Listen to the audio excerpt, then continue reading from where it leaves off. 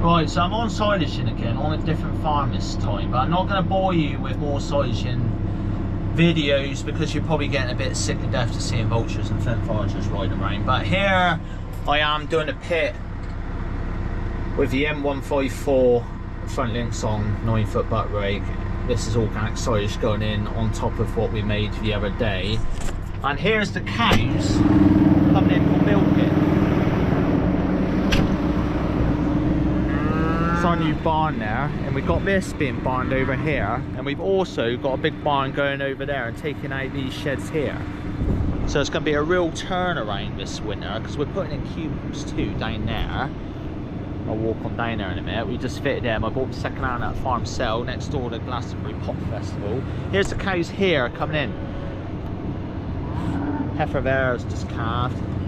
The difference up here this year is we got shut down. We had a gamma test and we had a lot of cows go on. Not just the gamma test, but the test before what triggered off the gamma test, and we sent on quite a lot of cows. So I think all in all for the year is about 70 cows. So we are down on numbers, but we're still milking a handy 350 at the moment.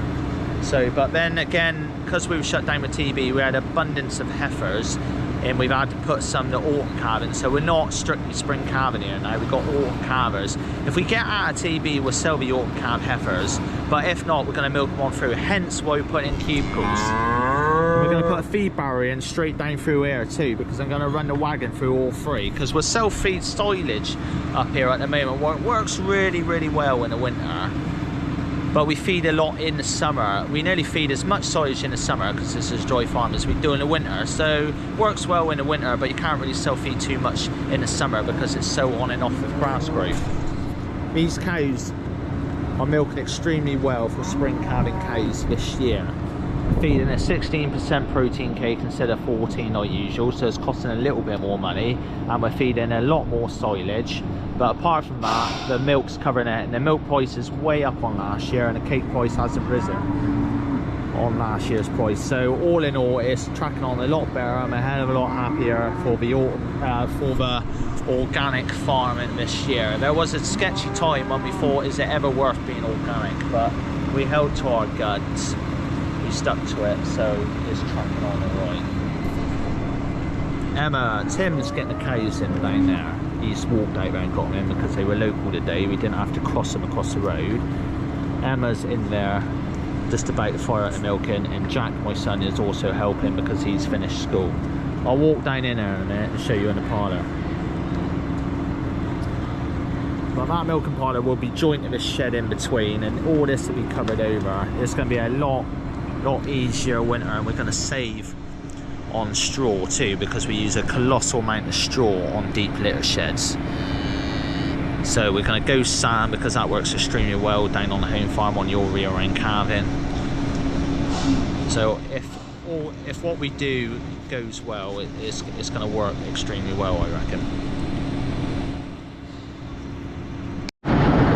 Tom coming in.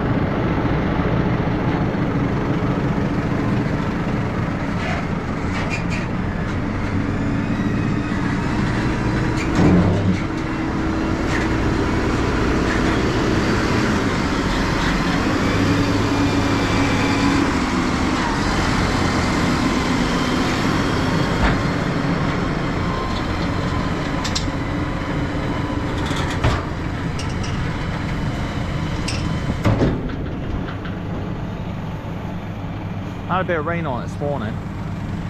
You wouldn't notice it, it's dried out. This is the milking parlour here, that's the pit there, that's the track there in the background. These cows gone out to feed on a bit of silage on racks. We nearly cut the silage out now because grass has suddenly started to grow by end of July, so it's a little bit late. Here's the cows. Still eating 5 kilos a day, Kate.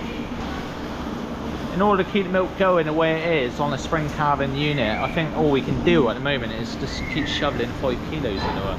And we might be able to challenge them before long if grass does carry on good, but it's still early days. Here's a cow's walk out. Cow flow on this parlour is great. Yeah, he's cold in the winter because you've got no front and back. You just got a bit of Yorkshire boarding, but we've got a side. But he is good for cow flow, and you're only in there for an hour and a half milking these cows.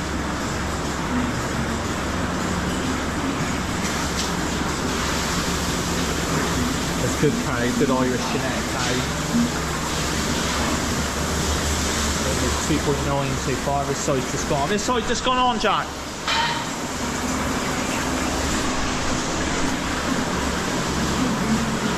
This one here is good 13 this afternoon. Find the one what ain't give a lot. Another one there, good 13. Here's one, a heifer. He's only give 8.8. So it's in that sort of bracket. Most of them, it's only first time calf heifers are giving around about 7.9, 8 litres. And then the cows are giving a lot more.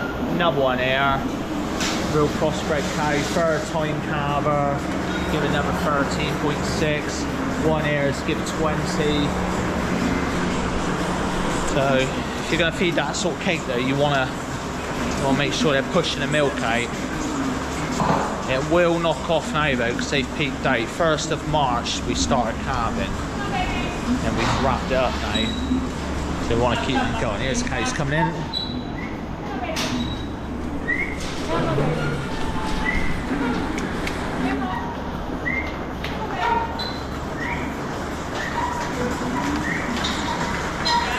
All ACRs. Milk meters. Simple feeding now. Pull down feed. Batch feeders. They all get the same flat rate all the way through. And this is up the front. I had a few people ask me about this, so I'll show you again. When we're TV testing, we just walk in here. In the vet, they lean over.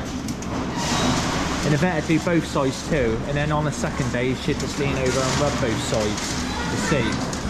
Works really well.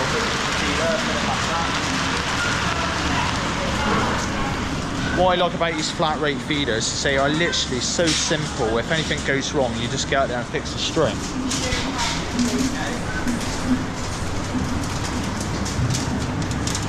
There's your organic 16% there. It's the first time we've gone a 16% in about 4 years. We've been running on a 14% purely because the price has been shockingly high for organic cake. Now we've gone to 16 to push the ureas out because we dropped just under 20 on the urea. So we want to pick that back up. So for the sake of 30 quid a tonne, we've gone up a step. Joshy boy, about the trip.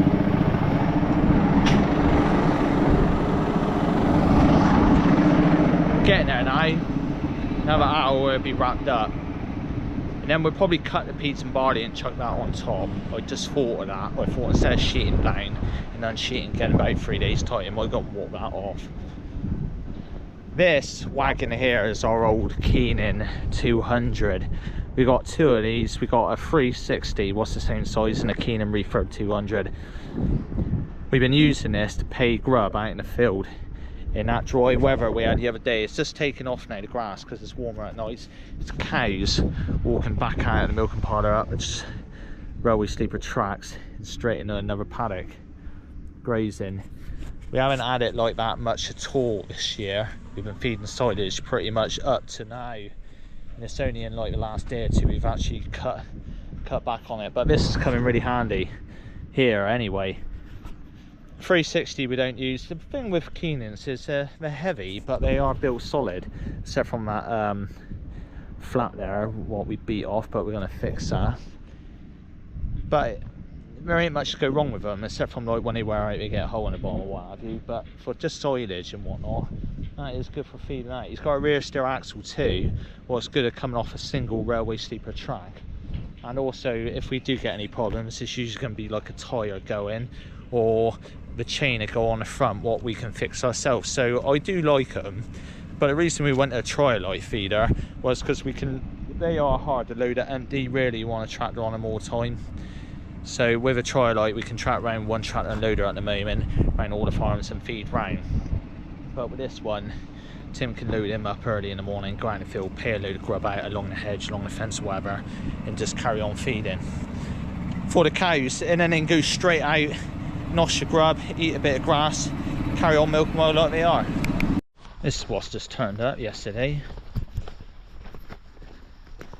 AstroTurf, sand-filled 3G, 2 metre long, 12 metre rolls, 850 kilos each of AstroTurf. We put some down 5 years ago, and we're going to redo a few tracks, stone tracks, because I find when you put this down a cow's feet, it's so much better on this stuff.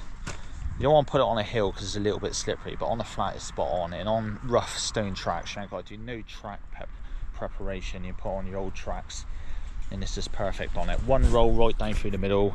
As long as you don't force the cows down the track, it'd be spot on. Some of it, we might do the whole lot. It depends how it goes.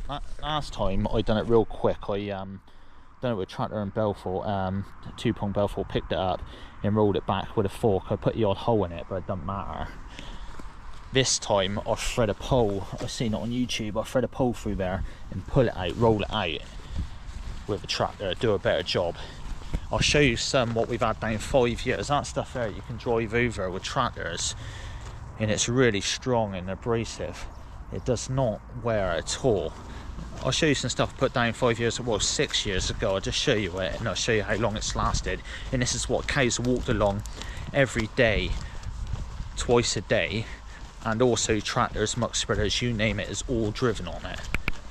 Right, so this is where the cows come off the road and into the yard. Here's a bit what's not done. See this? We want to cover over stuff like that. Stones and that, so it doesn't hurt cows' feet. You save on cows, lifting cows' feet an enormous amount. This is stuff here, what's been down a good 5-6 years. Taking a bit of wear, but we drove machines over this in the winter.